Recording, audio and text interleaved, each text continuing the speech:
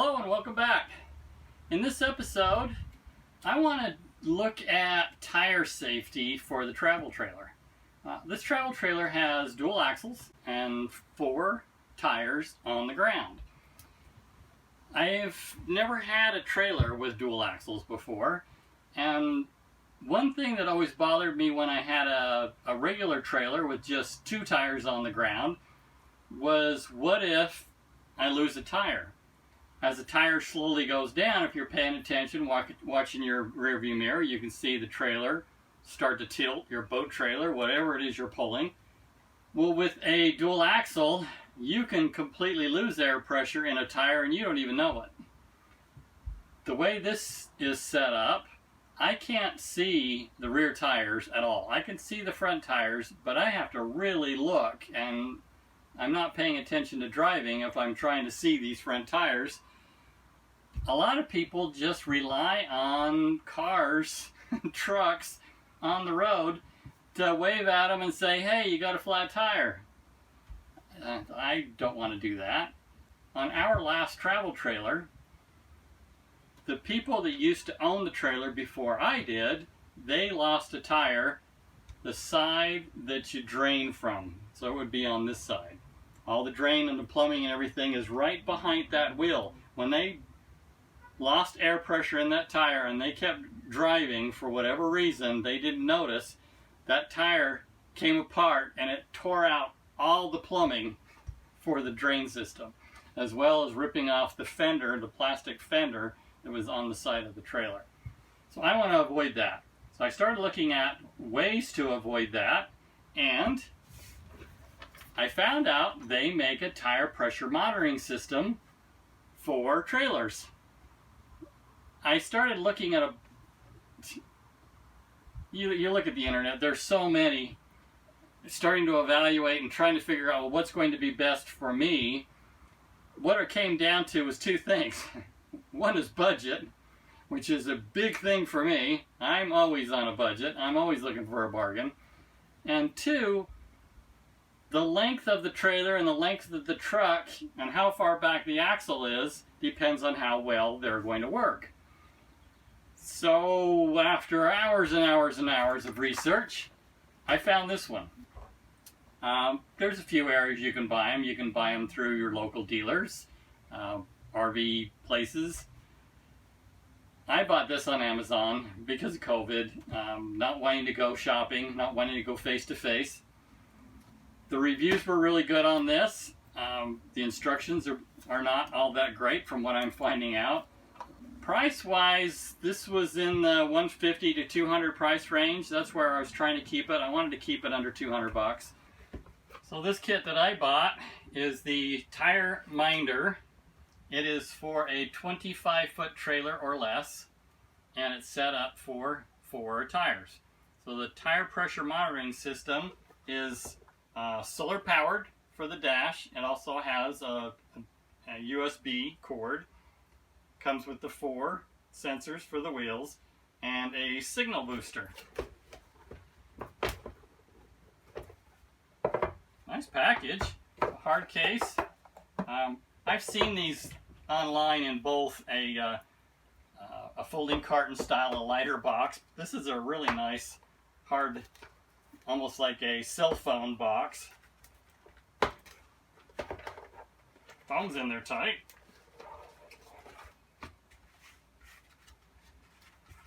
So we have the solar monitor.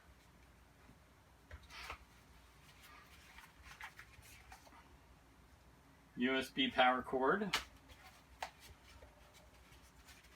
Each tire sensor is numbered.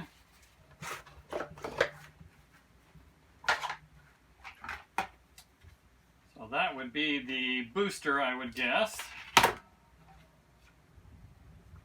little wrench. Some instructions. Oh, warranty card. Looks like we've got instructions for attaching the tire sensors. Looks like we've got some little nuts that you lock it in, so that'd be what the tool's for. Yeah, this is the instructions for that booster, signal booster. It looks like the kit comes with some zip ties, some nylon ties.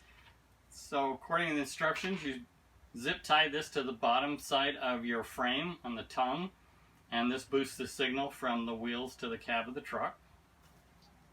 And then, since my batteries are right up front, it'll be real easy to just connect these to the batteries. Instruction booklet. We've got batteries for the sensors and some Velcro. If you wanted to Velcro this, you can stick it on permanently, or you can use these Velcro pieces to be able to take it on and off your windshield. I happen to have a space on the top of my dash where this will fit with the cord, so I might just go ahead and plug this in. We'll see how good the solar panel is. So, according to the instructions, one of the first things we want to do is take this sticker off of the lens, because it looks like it's turned on when it's not. And let's see if it's got any power in it. Yeah. Button in the middle. Push it down. Right now it's trying to pick up the wheel sensors, but they're not there. And you hold it down for 5 seconds, and it'll power down. We'll power it back down until we get all these sensors set up. In the instructions, it tells you which one of these sensors to put on which wheel, and make sure when you take these apart and you put in a battery that you put the correct cap back on that sensor. So don't take all the caps off and then end up having them mismatched from each sensor, because then it's going to be difficult to be able to figure out which one you need to move to which wheel to get the sensors back where they're supposed to be. So we'll get all these sensors set up, and then we'll put them on the wheel.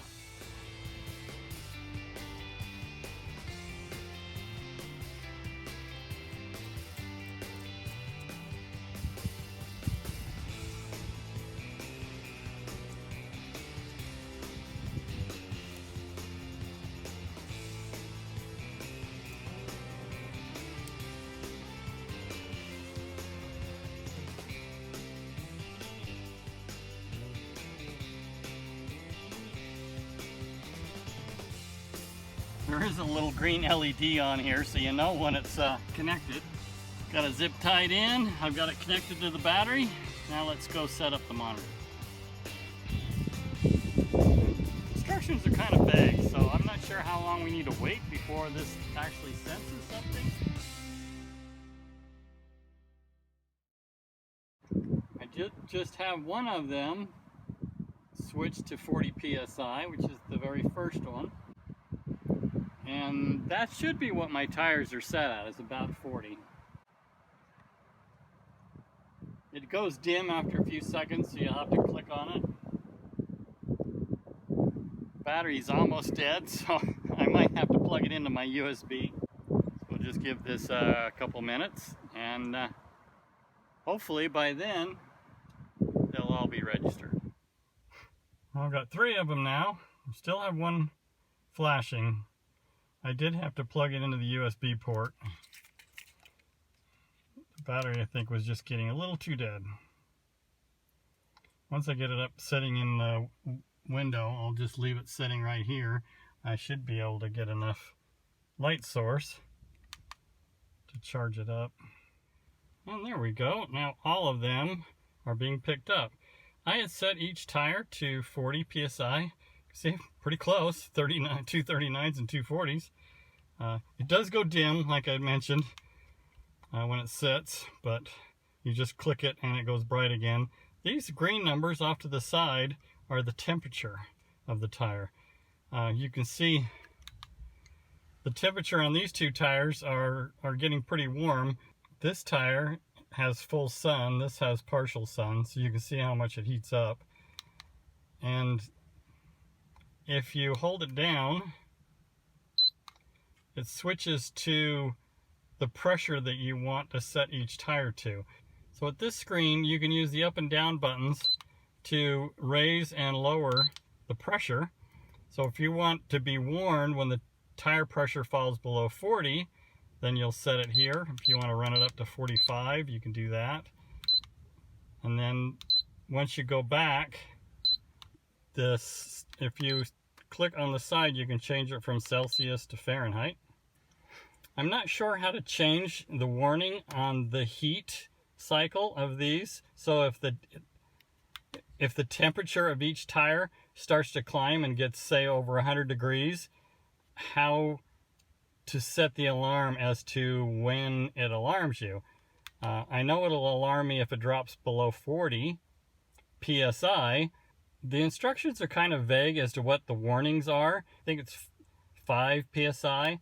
So if these dropped all the way down, then it'll probably start flashing, but I'm not exactly sure yet.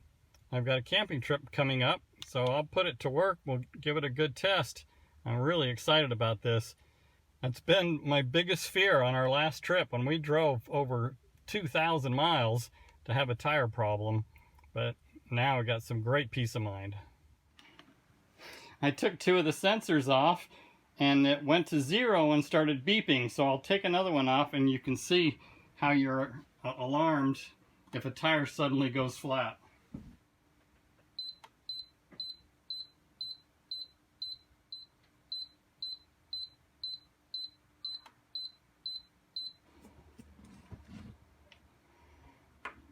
I saw online that it's best to take these batteries out of the sensors when you store them away because they do slowly run the batteries dead.